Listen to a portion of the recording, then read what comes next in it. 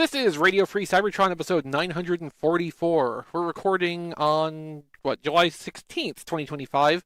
It's about a week before SDCC 2025.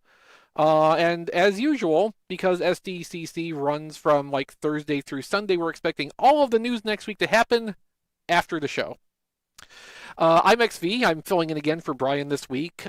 His daughter is still undergoing hospitalization right now. We certainly wish her all the best and a speedy recovery. Brian wanted us to kind of pump up the idea of Ronald McDonald House last week. I'm going to do that again because, as these extended hospital stays drag on, families who have limited means and difficulty traveling, resources like Ronald McDonald House help them to deal with long-term hospitalizations of the younger members of their family. And it's really easy to contribute to a great cause like that just by putting $1 or $2 into those little collection boxes anytime you go to McDonald's. When you get your change back from your morning egg McMuffin or whatever, just drop that in there. Every little bit really does help, and it's a really important thing to have out there in the world for any family that has to deal with their child having to be in long-term medical care, because the side costs of that really add up fast, and something like Ronald McDonald House can really ease that burden in what's otherwise a terrible time in any family's life. So, if you can, when you have the opportunity, please just, throw a little something their way. I am joined tonight by Rob Clay, who I've probably thrown by calling on him first. A little bit. Yeah. Hello. We've got Matt. Hello. And we have Headmaster Don. Hi. So John DeLuna is out this week, and Diecast declined to be here in favor of being on vacation with his family. That slacker. He had one job. Yeah, exactly. Every other time in his life, he has decided to put RFC before his personal life and his family. And now this, in our time of greatest need, where is he? On a beach somewhere. Okay, now that just sounds like Diecast is lighting our darkest hour, and that sounds wrong. Right now he's letting down our darkest hour. What are you talking about? San Diego Comic-Con is going to be next weekend. We have confirmation of the Transformers Toy Development Team panel, which will, of course, primarily be featuring new product reveals, which should be our first looks at Age of the Primes 2026 Wave 1 and probably Studio Series Wave 1 for 2026. So we'll be seeing some of those toys in at least, probably CAD assets, if not actual gray physical models. But given their last live stream, they had out the gray model for Arachnid and a gray model and an engineering pilot for Alpha Trion. I wouldn't be surprised if they get some of the Age of the Prime stuff out there too, to just have a physical prop to show off. So that'll be something good to look forward to. As always, of course, they'll usually have a Q&A session afterward, which hopefully some of the attendees will be able to transcribe or live post for us via Blue Sky or on one of the news sites. And it's my understanding that there will be a separate Q&A session for the fan media representatives at Comic-Con to talk to the Hasbro team and get some questions in that way. So hopefully we'll have a fair bit of content to look forward to following next week's show, because again, all of this happens after next week's episode of RFC, because that's just, looking back on it, maybe this whole Wednesday night thing was never really quite the right choice for us. Does it make a difference? Whatever night we move to, it'll just be moved out of the universe wanting to spite us. Yeah, pretty much. I mean, as I recall, at one point we were doing RFC on Tuesday nights, and we switched it to Wednesdays to help smooth out someone's schedule. I genuinely don't remember who it was, but that's been a very long time ago, and I think the reason for being on Wednesday night has basically been lost to history for us, and we just we recorded on Thursdays for a while too, and then went back to Wednesdays.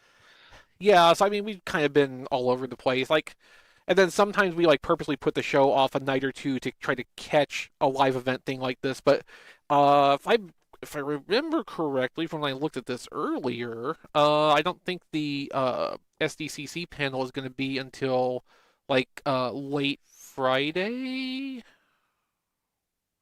Yeah, Friday late afternoon Pacific time, which would be like 8 p.m. Eastern time. It would be happening basically when we would be recording the show anyway, so we wouldn't really get anything out of delaying even if we wanted to delay until Friday, which not we usually try to avoid that if we can.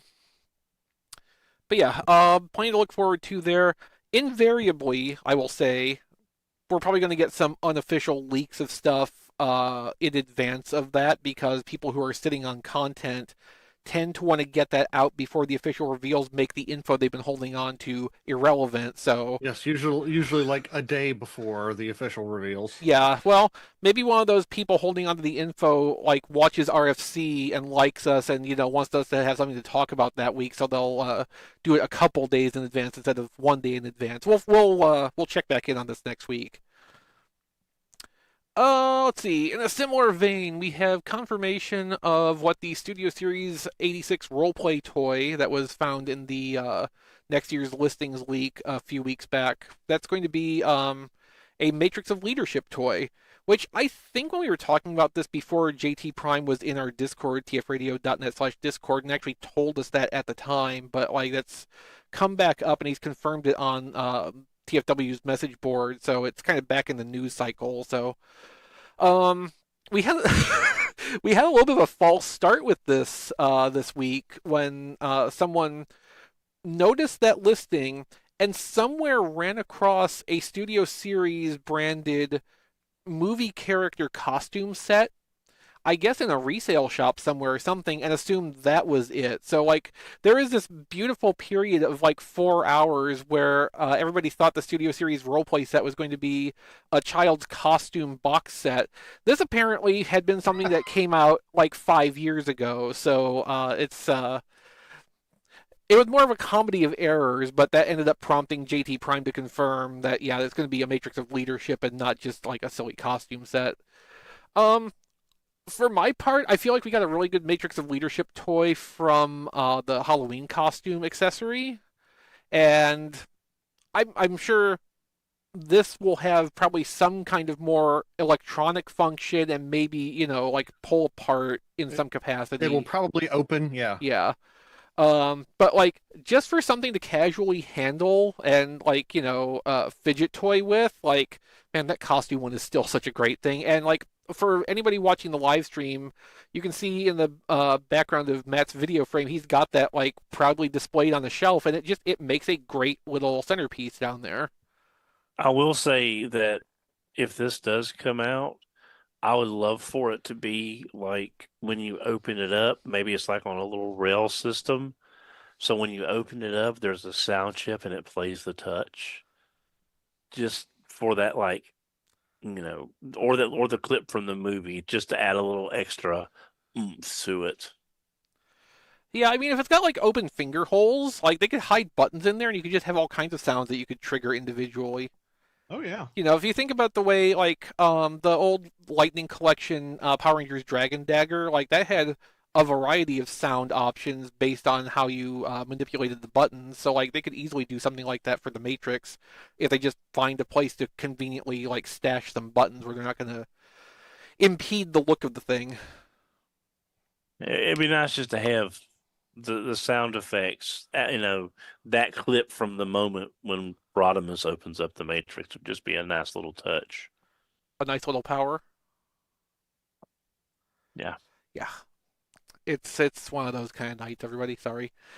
Uh, so maybe we'll actually see that revealed during the Comic-Con panel too. That seems like something that they might want to like get people's eyes on, kind of early in the process too, because that's kind of it's a new sort of thing for the Studio Series line, and it'd be kind of a neat thing to debut in front of a Comic-Con kind of crowd. Like that probably would get a pretty good reaction. So maybe we can look forward to that.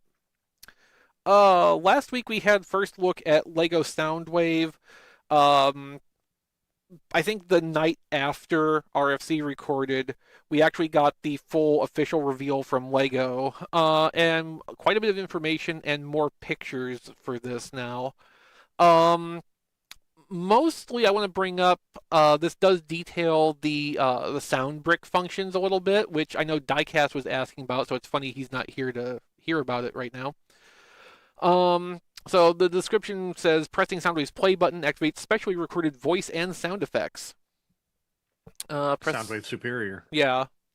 It doesn't say what those sound effects are going to be, but like in the plural and with different types, like there's going to be a fair bit in there to play back. So yeah, I'm sure we'll get the obvious Soundwave Superior dialogue and probably some other generic Soundwavy clips. Whether they actually get like Frank Welker to record it or they just figure like anybody with a vocoder is good enough because it's Soundwave. How can you tell under all that? But yeah, we'll find out about the sound effects in that at some later point. The Soundwave set's going to be over 1,500 pieces, and the SRP is $189.99. We've got some pictures here, which I'm going to put up on the stream when I remember which thing to click. That one? Yes, there we go. Yeah, so we've got plenty of pictures of this, including a lot of redundant angles of the box. Oh, and it can do the lamppost mode, so that should make everybody happy. Also, we have a look at how Ravage transforms, and it looks very much like the one of the more recent versions. It just kind of folds in half, and then then the limbs unfold, which honestly might work better as a Lego than it did as a Transformer. But yeah, I'm looking in here for like a close up on Ravage. Let's see. Do they have a close up on Ravage in here? I don't think they do. Only like in the halfway transformed form, and otherwise it's just smaller images as part of the set. Yeah, unfortunate. Can I? Well, that's a pain. I can't actually get Ravage to appear on here. Hang on. We'll just turn that off. There, you can see Ravage down at the bottom. Like, Ravage actually looks pretty decent for like what it is. It may well be a better Ravage toy than some of the Hasbro designed Ravage toys, which is really sad when you got to think about it. Yeah. Also, I kind of like that it comes with, like, for the display plaque, a little just cassette recorder mode, Soundwave, with little bricks to put, or little plates to put on the front for the cassettes to be on him. Also, a little plaque with Soundwave's tech specs on it, which I thought was kind of cute. Yeah. Yeah, as usual, like, this looks like a really well put together set, well designed. They got the sticker detailing on Soundwave for all the things the original toy had. It looks really nice, and like we talked about before, Soundwave seemed like the most obvious thing to go for in making a Transformer out of Lego. I understand why it wasn't, like, higher up on the list, but since we got it third, like, obviously the Lego people understand, too, this is a really easy home run to hit, and I think they nailed it. Yeah, everybody knows who Soundwave is. Well, Soundwave's superior. Whether you transform or not, everyone remembers that tape recorder from when they were a kid. Yeah. Plus, I know. Go ahead, Rob. I know I've said this before, but shout out to James Gunn for absolutely murdering the excuse of nobody knows what a Walkman is anymore, so we could actually get Soundwave toys again. Also, in our Discord, tfradio.net/Discord, Wheeljack64 says that the sound effects for Soundwave were released in a video and are also available individually on the LEGO website, so you can go see what those are. Oh, cool. Well, I wish I would have known that before the show so I could have actually talked about them, but unfortunately, this is the timeline that we live in. All right. So also in LEGO news, this was interesting. LEGO Minifigure Factory is now offering Transformers designs for their print service. So LEGO Minifigure Factory, you can get like basic custom design minifigures, and now there's things like the Autobot and Decepticon logos on there. A matrix that seems to be based off of Transformers Animated, interestingly, or an Allspark, I guess. And some basic like text assets. More than meets the eye. You've been deceived, which calls back to the IDW comics. And then Megatron face and Soundwave in tape deck mode. So LEGO and the Transformers, the partnership seems to be deepening a little bit here if we're getting like side stuff like this. I don't know like what the pricing is on the minifigure factory stuff, but like if you just want some generic minifigures to fill out a city set or something, like you can have your minifigures wearing Transformer shirts now, which is kind of cool. This is not exactly something that was unobtainable before, since custom printing LEGO minifigures has long been a common like Etsy project, but to have that on LEGO's official store is pretty cool. Now that you mention it, I'm surprised we haven't gotten like LEGO minifigure Spike or Sparkplug with Optimus Prime or Bumblebee, something like that. Yeah. Hmm. Yeah. Maybe sometime in the future. Maybe. It'd be interesting if in like the blind pack minifigure assortments, like they would just like fold in a couple of Transformers characters like that too.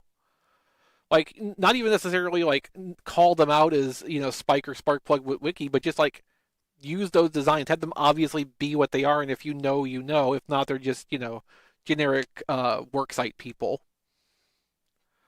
Like, it'd be a super easy thing to do, especially with Hasbro apparently being interested in, licensing out as much stuff as they can to them. Let's see. Next up, we have some listings for upcoming Blokees assortments. So we have Blokees Defender version 4, which is subtitled Tyrant's Fury. That features Grimlock, Hot Rod, Scourge, Blitzwing, Rumble, Blue, Shockwave, Hound, Shattered Glass Megatron, Starscream in vehicle mode, Wheeljack in vehicle mode, Rodimus Prime in vehicle mode, and Brawl in vehicle mode. Defender series is the little tiny ones, which is the same one that the Blokees Devastator was built out of. Okay. That we won't get all the parts to? Correct. We also have Blokees Galaxy version 8, subtitled One Shall Fall. That's Optimus Prime, Rodimus Prime, Shrapnel, Sludge in Dino mode, finally. I think that's our last Dino mode Dinobot for Blokees. Unicron's head is going to be a Blokey. Yeah. Nice. I want to know how that's going to work mechanically, because Blokees are all about reusing parts. And I want to know That could be like a play set. I want to know how they are going to build a Unicron's head out of a Blokees torso and the same bicep and thigh pieces that every other Blokees uses. Because those have got to be in there somewhere. Even the alt mode Dinobots use those parts over again. We also are going to get a Sharkticon in robot mode. We're getting Metroplex and a robot mode Sludge also, and Blitzwing. There's also going to be, class unspecified, a movie Jetwing Optimus Prime, and a Transformers 1 Megatronus. I assume those are going to be in the like classics size class, which is a little bit bigger, more complex kits. But that information is not currently known. The pre-orders are expected to go up sometime this month or early next. So keep an eye out at your favorite Blokees retailer, and be ready for the tariffs to hit when they come in, because boy will they. Moving right along. Yeah. So DNA Design, they're fixing Godzilla Megatron for a price. DNA Designs has revealed their upgrade kit for the crossover Megatron Godzilla figure, which adds a lot of stuff to that toy, and it kind of does what the toy needed to have done to it in the first place, even though we can understand why it didn't. because this is like a lot of retooling. We can see here the side by side. They're not doing anything that like really changes the physical characteristics of the toy, but like the little detail stuff. They have a more Godzilla themed head for the alt mode, better arms. They've lengthened the tail, and they've changed out the claw pieces. So it's a bunch of little changes. There's also ridges for the back. It's a bunch of little changes, but like it really helps to better sell the idea that yeah, this is an iteration of Grimlock. Although I look at this and think like, okay, with all of this stuff, yeah, they really should have made the Grimlock mold the Mechagodzilla equivalent in this instead of just being Godzilla as a robot. Yeah. But there's a lot of missteps in this crossover anyway, so maybe don't be nitpicky, I guess. I love that they have to mosaic out the Godzilla logo on every photo of this Megatron. So, like, Toho is so litigious. Yeah, I'm not surprised. Like, my assumption is, like, put in a pre-order and get these on the first run, because if Toho finds out about this, I wouldn't be surprised if DNA Designs disappears at some point. Ooh. Because like they probably will try to go after them if they think this encroaches in a way that they can action against. I do like that for the robot mode that the tail extension basically comes off, and it's essentially the same thing as the Dragon Zord's tail weapon from Mighty Morphin. Like it's just the tail lance with the drill end. Like I kind of like the crossover there because the Dragon Zord, Dragon Caesar itself was basically a Godzilla homage or pastiche, depending on your point of view. The downside to this set is that it costs $65. It's as much as the figure. Yeah. I mean, I think the figure's a little bit more than that, but yeah, it's close. Yeah, it's very close. But I'll be honest, it's for reasons I'll show off here in a little bit. It's very tempting. Gee, I wonder what Don got this week. I blame Rob and Suruga-ya. Mostly Suruga-ya, but I do blame Rob for telling us about them. So there's that. I like that when DNA Designs was doing their product photography for this, that they decided, Rob, if you look at picture 14, they decided they were going to do the classic Gundam beam saber pose with Godzilla Megatron. I was just looking at that. Yeah, that is a great use of the articulation of the tail too. That is great. And I mean, it's a good generic dynamic action pose, which I think is why it became so like iconic for the Gundam. Mm-hmm. But it's funny to see that be the like image reference. Yeah. Now I want to see them make that Laser Optimus Prime mold look more like Mechagodzilla somehow. There's one out there. I've seen it. But I've looked for it before the show and could not find it. Yeah, like how would they even do that? Like they'd have to change so much. This one kind of gave him like claws on the hands, and I wish I could find. I cannot find it. It may have gotten taken down. I don't know. Well, so far we don't have a Mechagodzilla upgrade kit for that Laser Optimus mold. What we have instead, also from DNA Design, is their wheelie figure retooled as Jet Jaguar. That's amazing. Yeah, it really is. Yeah, and Chris, you're a little more.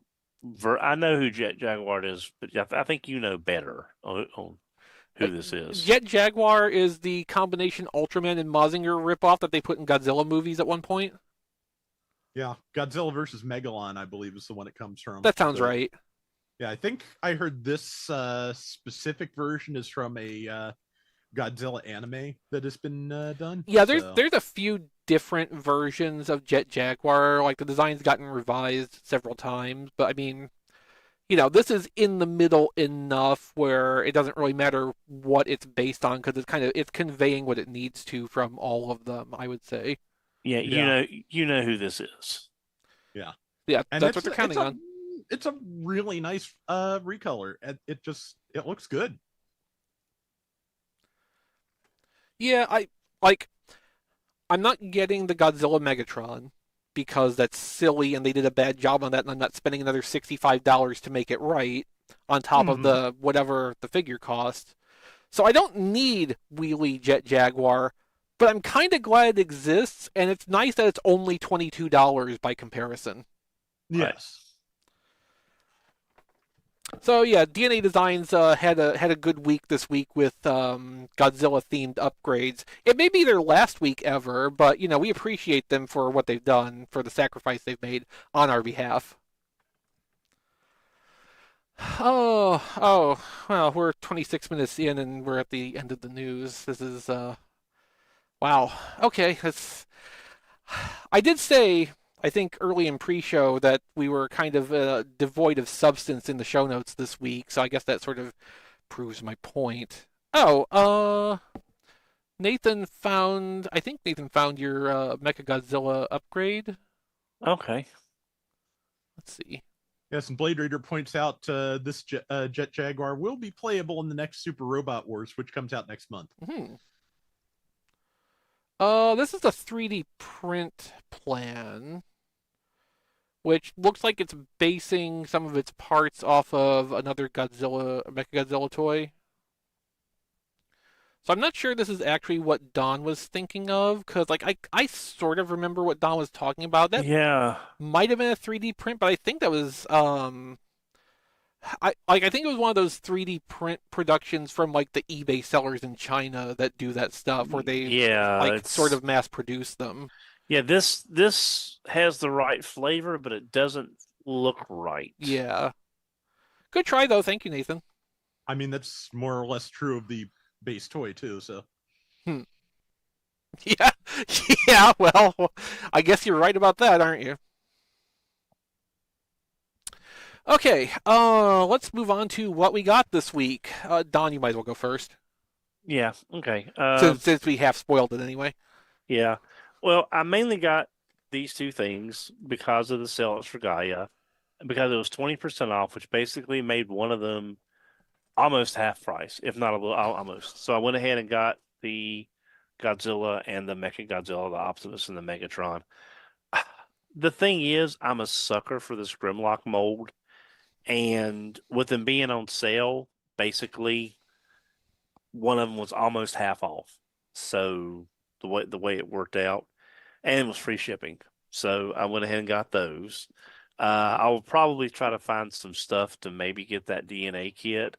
If I can sell enough stuff that I really truly don't care about to get the money to make me feel better about buying it. So there's that. But it is a nice kit. With that, I got Missing Link Sunstreaker. Oh yes. Nice. Have not had a chance to open him. Again, it reminds you how little the G1 cards are when you get this. Tiny. And it's like, wow, I had forgotten they were this small. But I can't wait to open him. Looking forward to it. And we got him 3 months before BBTS and other domestic places. What was it? October? From all the retailers that are doing the official U.S. distribution of it, who are getting it from the second production run. Okay. Yep. There's that. Stopped by Ollie's today. Went to get something for Christy, and they had one of the Terracon freezers for $4.99. Oh, cool! So I picked that up for Scourge. I picked up Novocaine on clearance as well, but never could find a freezer. These vanished really fast and went super expensive on the secondary market for quite a while. Mm-hmm. So picked that up, and I don't know why I got this, other than I already have it. And this was a really cheap, and I think it'll make for a nice. I got the Age of Extinction Optimus Prime. I don't know why I got another one, other than it was cheap. You got one that was $35. Yeah. Yeah. So it's like, I think I can live with having two, one in the box, and then for my box display. And because getting another one of these for that price, I don't think it's going to happen anytime soon. The problem is, the molded detail on that mold. People say it's really good. It just needs a lot of paint to bring it out and make it look right. Yeah, so the problem with having an in-box display one is you're stuck with it looking like that. Yeah, I know. It was a spur of the moment. It's on sale for over $20 off. I don't know why I did it. I did it. Okay, so Don, do you ever stop to consider you might have a problem? Yeah. Do we need Yeah, to we all have a problem. do we need to Yeah. turn this into a very special episode of RFC? Yeah, Don, Yeah. this is a safe space. We care about you, but we think you have a problem. Yeah, I know I have a problem, and it's like, but I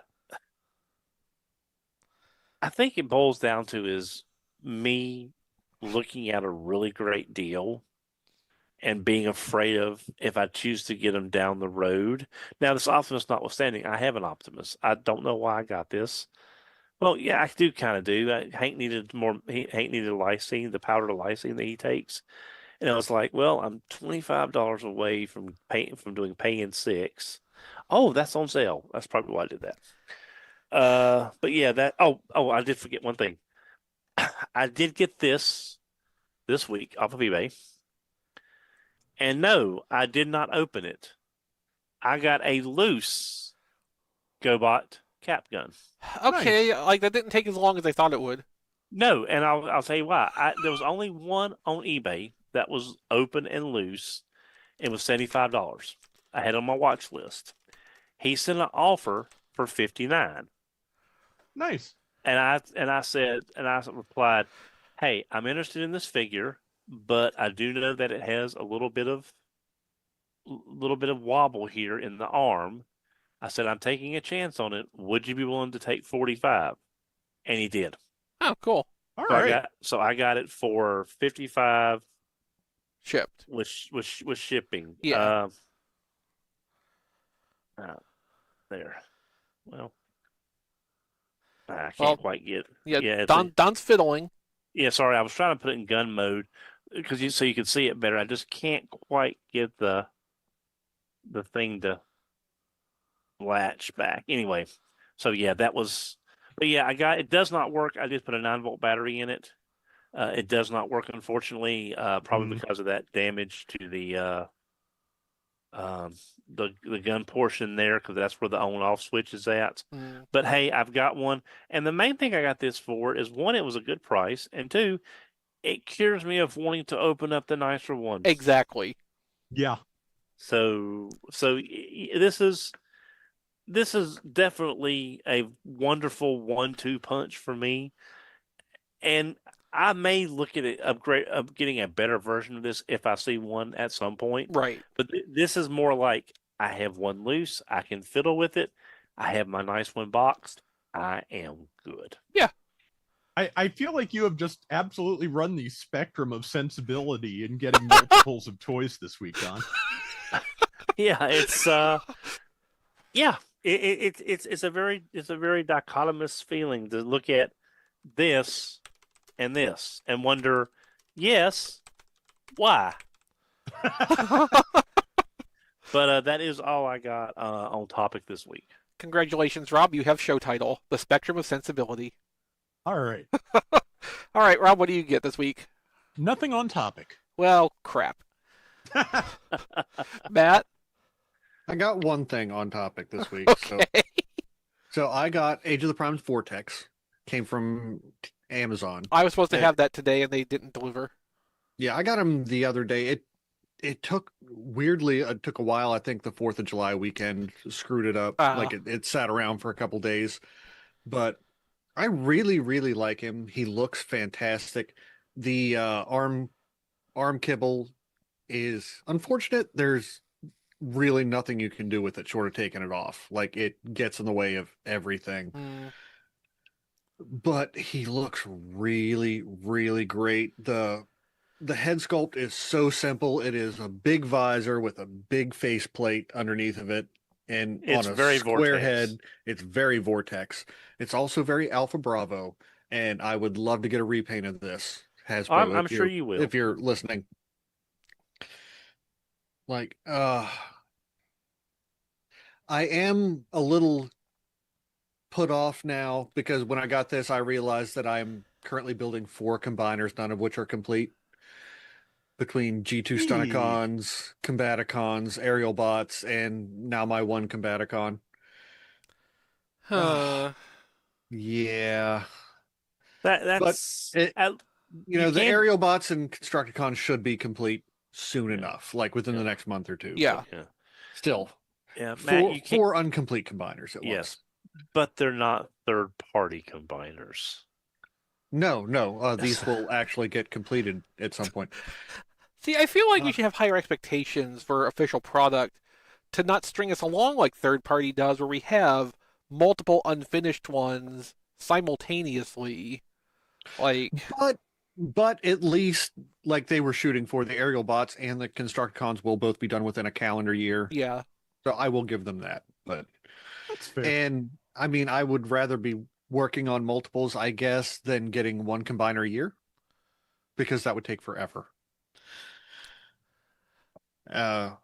So we have still heard nothing about Protectobots, and I'm really hoping when they get around to it that we get a new first aid, not just a redeco of Vortex, because they're completely different types of helicopters. They transform backwards from each other. So like I'm hoping they go like an Alpha Bravo route with this for a repaint, because I would buy the crap out of that. So, right now, the baseline I'm hoping for also, is just that Blastoff is not a Vortex retool, because like I have fears after what we've seen from how they've done the Aerialbots and how they did the Stunticons already.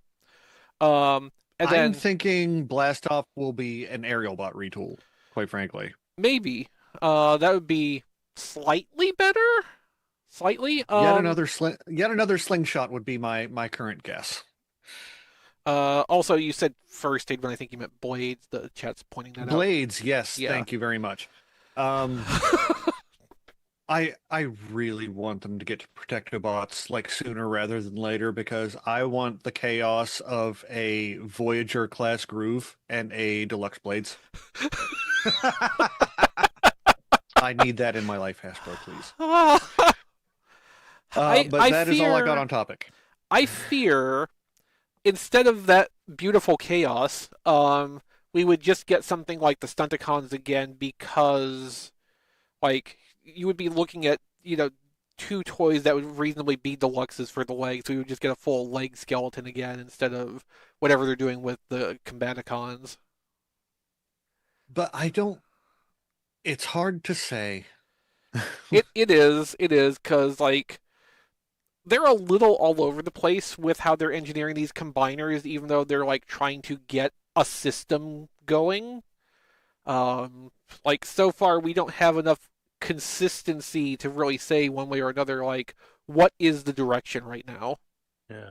Right now we just have a lot of system of a doubt is what it is. Yeah. Also, I do. oh, go ahead. So I do know, like, they are like narrowing down on some kind of thing, because Vortex will fit on the Aerialbot frame. Mm-hmm. He will form an arm for that, we know. Yeah. So I think that they may have moved past the full skeletal system, like after the Aerialbots are done, going forward. But we shall see. Galvatron, we shall see. Also, like with the Alpha Bravo thing, I would almost expect that to be what we would get get as a retool from Blades. Like, just in my head, that seems like it makes more sense for what they would probably end up doing. But Alpha Bravo just has Vortex's head, like it's already on the mold. That's what led me in that direction. I mean, kind of. Like, Vortex's head is very, like, cartoon. And, like, Alpha Bravo doesn't have that to draw from, so I feel like they would probably go for something accurate to the previous toy, which would then necessitate a retool anyway. So, like, they might go for a helicopter that has lines more similar to what Alpha Bravo was anyway.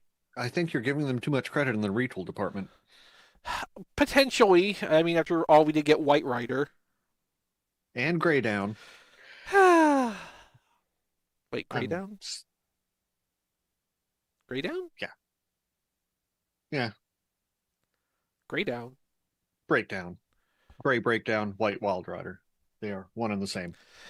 I mean, it's a lot more. Well, anyway, we're veering off on a tangent here, and we just can't have that. Yes, yes, I'm still a little salty about the Stunticons. Oh, me too.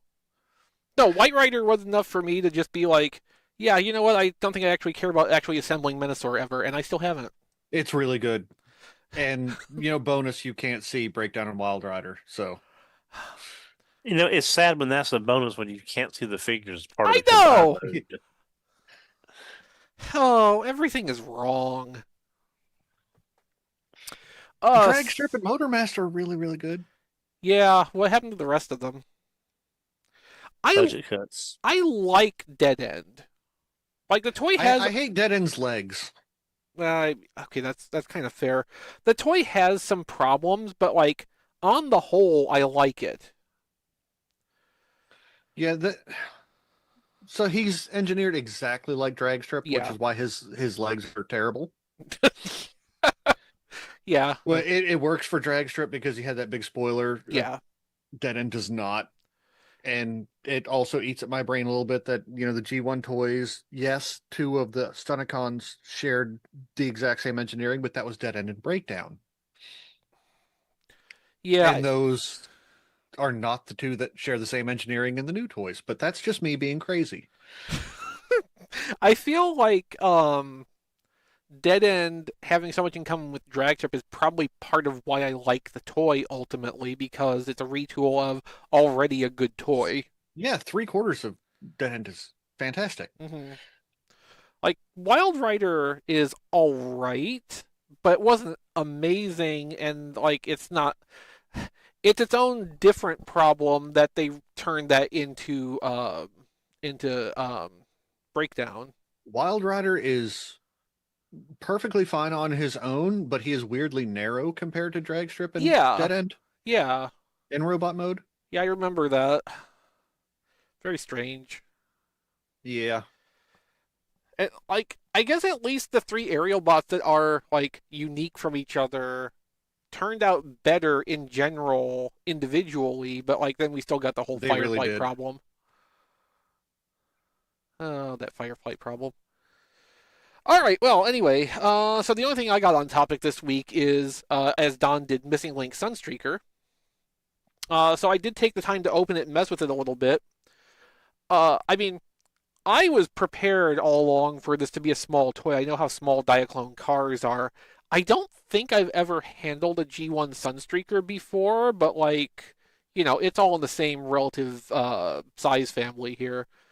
But, like, it's still a pretty good size. It's Diaclone car size, but you get out the package and, like, that thing's heavy in your hand, man. Like, there's a lot of die-cast metal in here.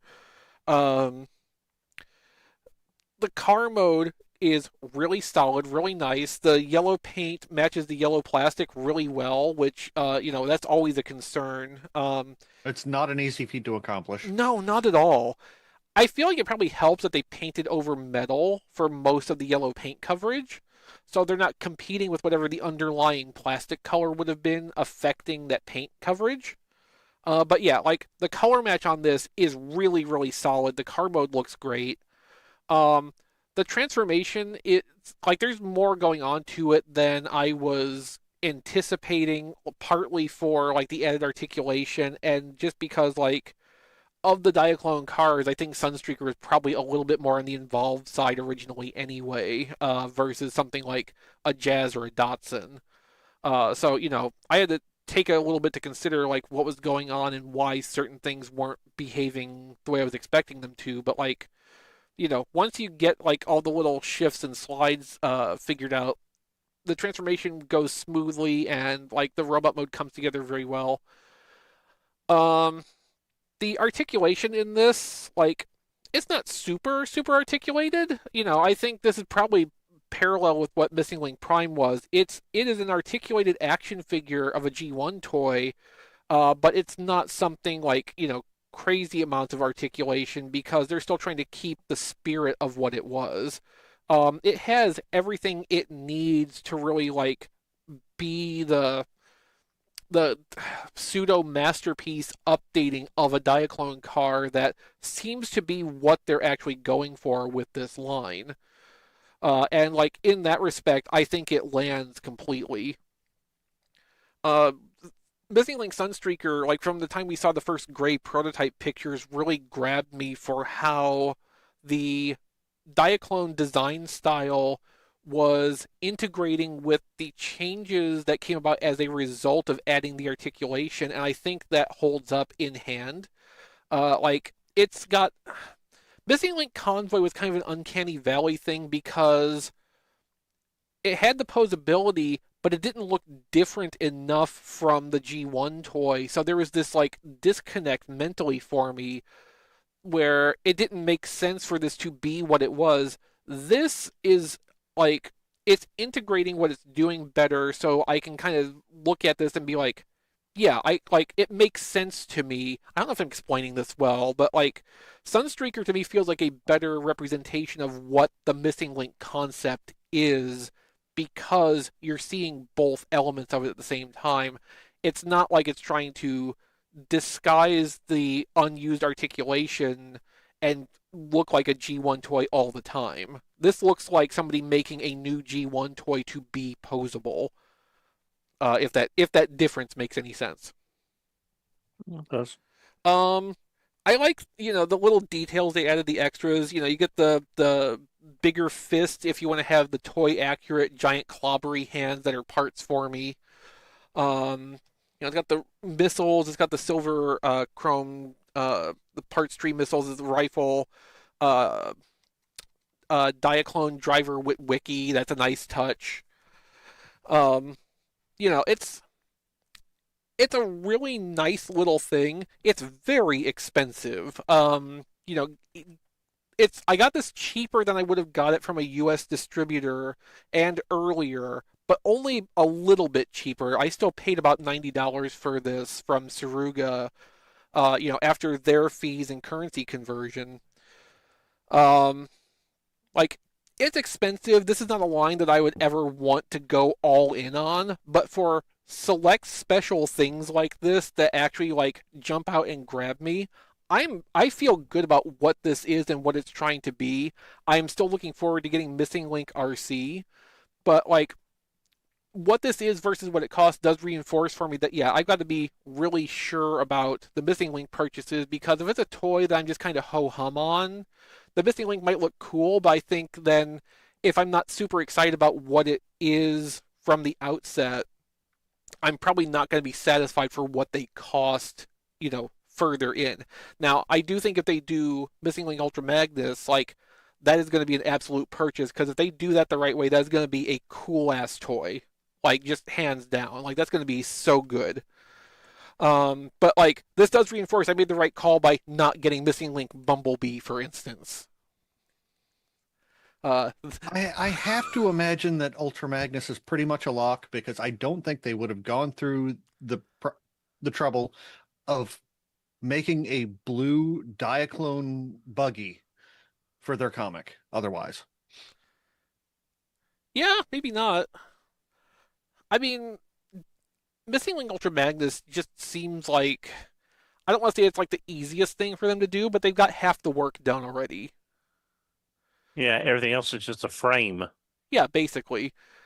The heavy lifting of the engineering is going to be to figure out how to make the trailer armor be posable to some degree. Because the G1 toy relies a lot on not needing to have the legs move, so that it can just be a hollow shell that you stick the cab into. But, like, I'm sure they can work something out with that, especially with a more posable cab robot to throw at the problem. And I doubt they would have ever even hinted at it if they didn't have a pretty good idea of how they were going to pull it off to begin with. Yeah, exactly. Blade Raider says Missing Link has to get to like concept art Beast Wars ideas before I'll actually spend the money. That would be really interesting too. I mean, that's an interesting thing about... I would love to see that, because then I wouldn't have to buy those. Yeah, I kind of figured. It's an interesting thing with Missing Link though, because like, yeah, there's a lot of G1 toys to go through before you get to that point, but there is kind of like a cutoff where there wouldn't be a value in doing a Missing Link version, because those toys are already basically what the Missing Link version of them would be. Because like they're not trying to remake these as like cartoon appearances. They're just trying to make the G1 toys with knees. Beast Wars toys already have knees in general, so I don't know what they would really do with something like that, or even the later G2 stuff. Missing Link G2 GoBots that had like basic posability would be super interesting to see, but I think that's about as far as they would be able to go forward with that concept. Meanwhile, I absolutely do not want to see Missing Link Micromasters because we already had that with Siege and they weren't that good. Missing Link Spy Changers. Well, yeah. I mean, if they do Missing Link G2 GoBots, they'll do the Spy Changer versions also. Missing Link G2 GoBots would be a great thing for them to do because they could probably basically print money with them. There's so many colorways to do with that, and there's like 2 or 3 different like collection markets that you can tap with those different colorways. Like, yeah, that would be a solid direction to go with that. They've got no shortage of options for No. Missing Link right now. No, they really don't. Like, even if they just stay within the first 3 years, like, they've got a huge catalog of stuff to go through. And if they're only going to do, like, 2 or 3 different things per year, like, yeah, they're locked in for the long haul with this. Missing Link Constructicon Twin. I'm sure they could do Megatron, too, because the Japanese gun laws are not the same. Oh, yeah, definitely.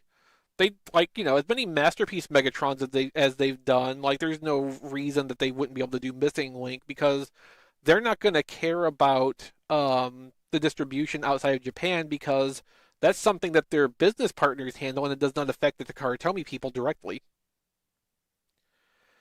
Blade Raider suggests for Missing Link G2 laser rods without O-rings, and as a corollary, Electro without gold plastic. Yeah. Okay, that brings us to our off-topic, what we got. Matt, did you get anything off-topic? I got one thing.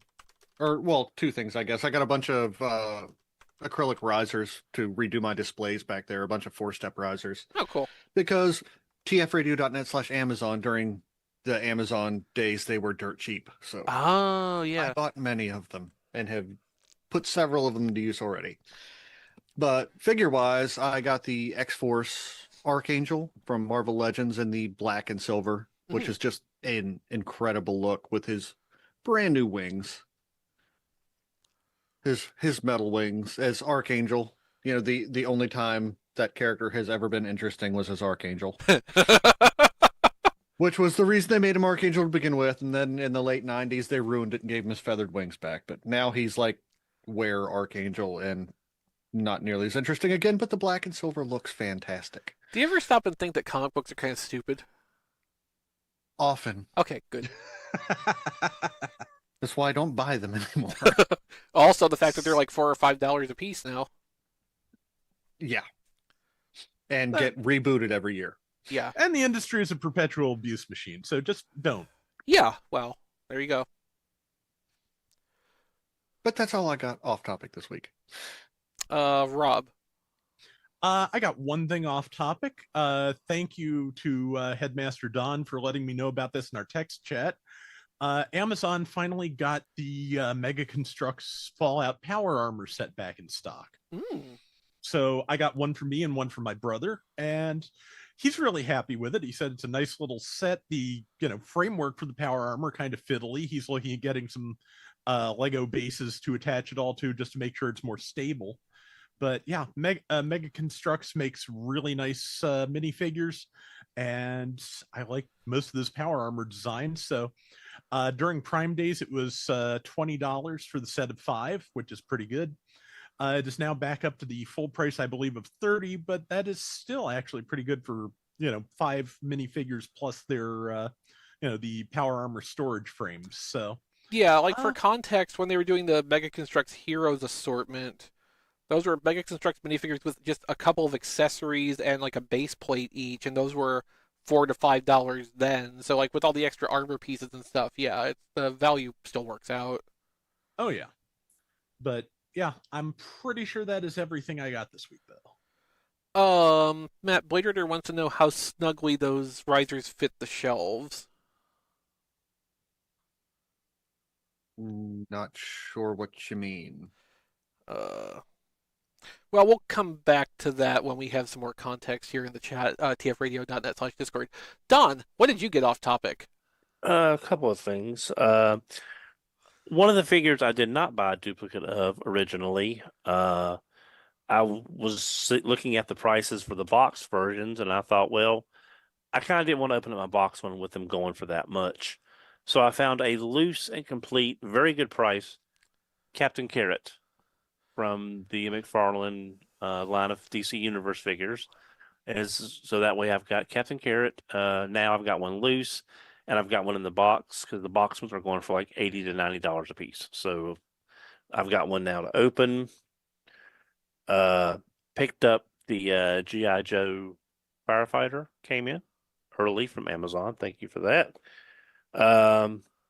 And I also picked up another McFarlane figure, Guy Gardner, as a Red Lantern. Apparently those started hitting Walmarts, and I actually found a local Walmart that actually knew what they were doing when they went to go look for it, and not like my closest one did, give me a dead shot. That's all the same thing. Yeah, these are not the same. And the last thing I got, I don't know who to thank for this. This came from the Snuggle Bear by way of Amazon.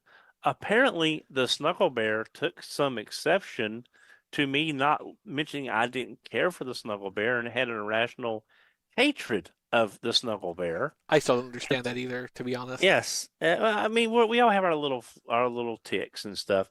And so sent me a list. I'm not going to show it where you can read it real easy, but it's a list of the 7 stages of anti-constipation.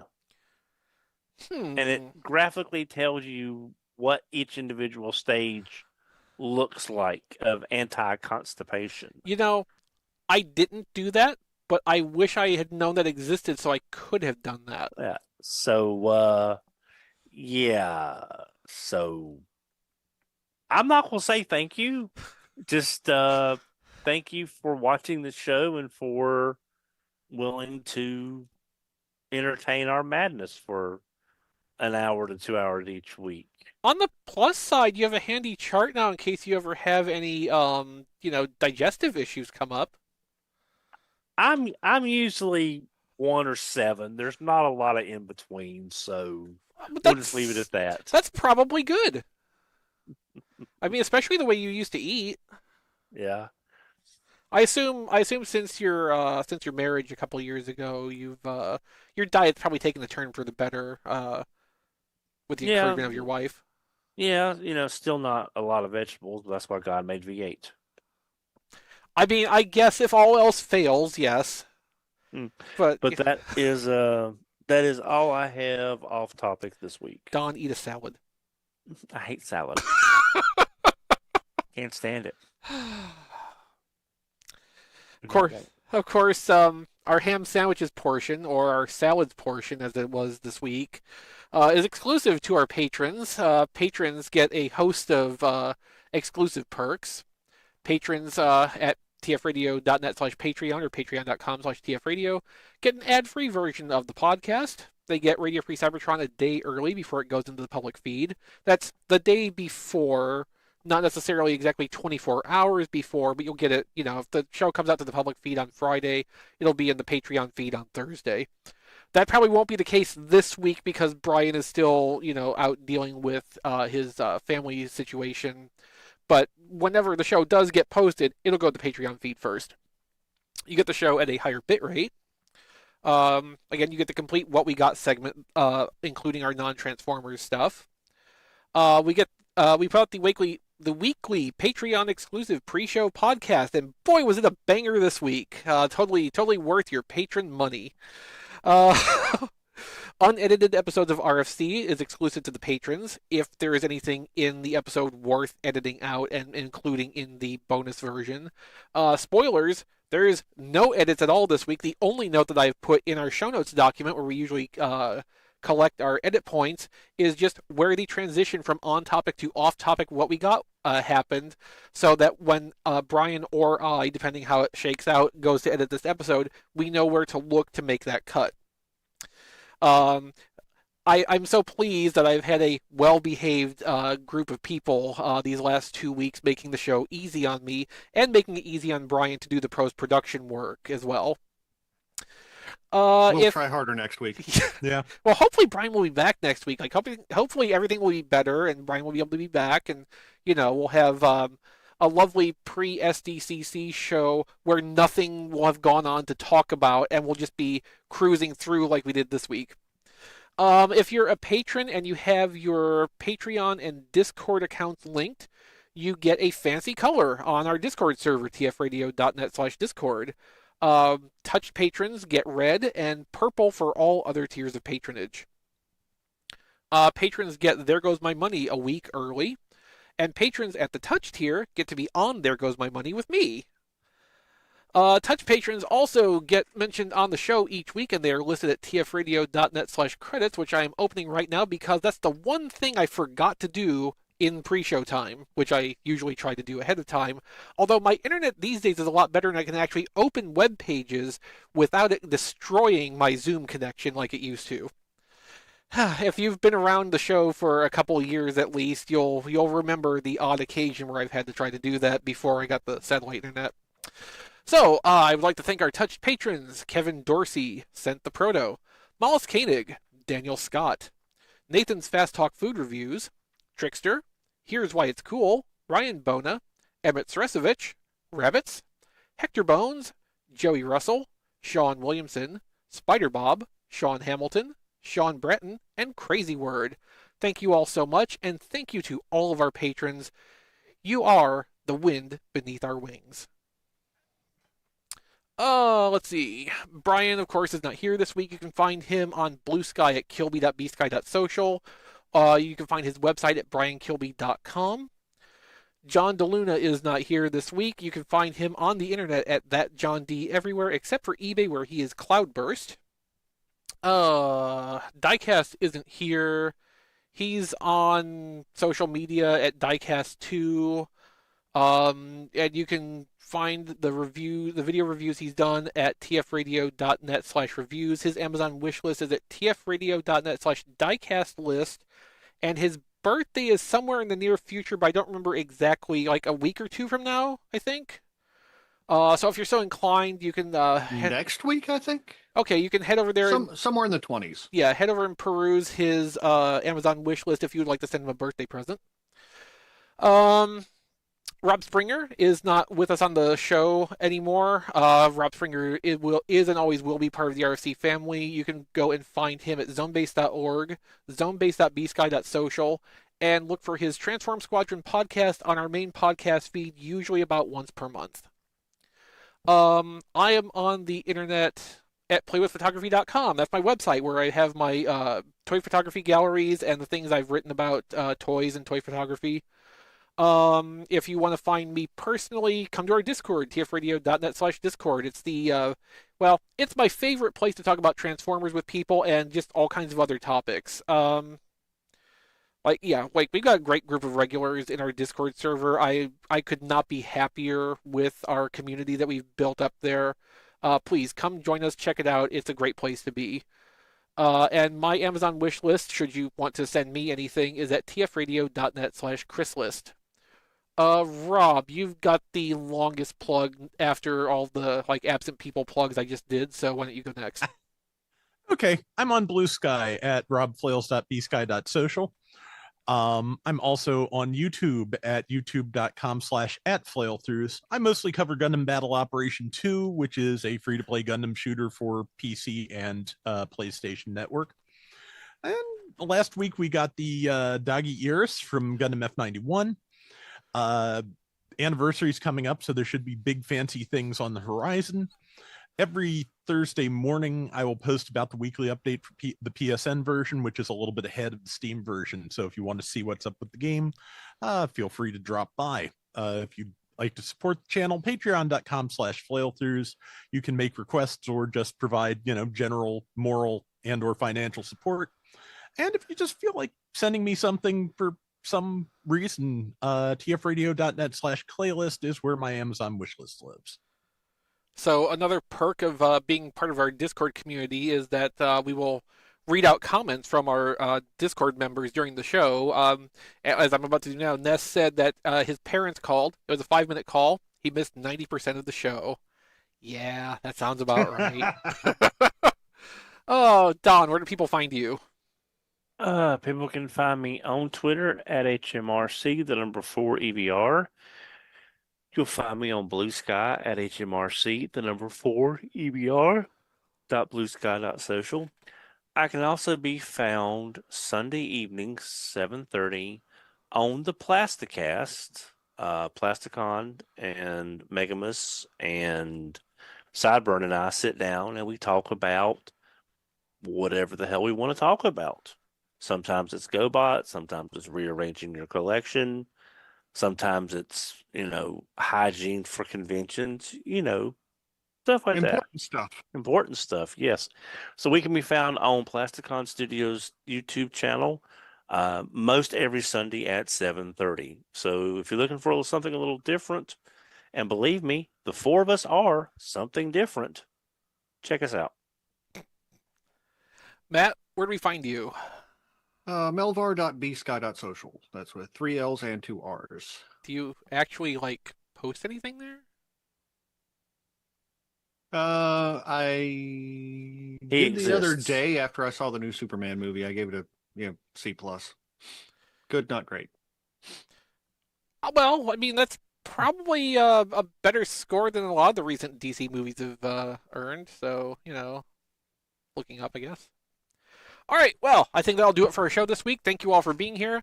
It was a nice, comfortable, short one this week. We'll see where we are next week in terms of who's hosting, who's back, who's not, who's line.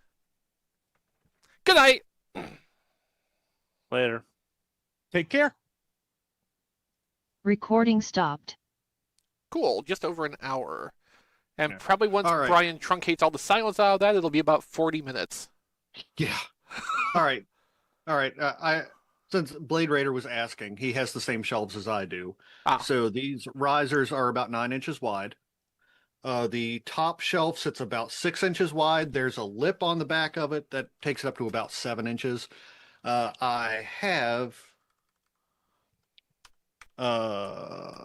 room for deluxes on the bottom, second shelf, third shelf, and Voyagers on the fourth shelf with plenty of headroom. Here, the risers are too wide with room for a Commander class Jetfire leftover. If that helps at all, Blade. The shelves are about 2 inches deep, a little less than 2 inches deep each.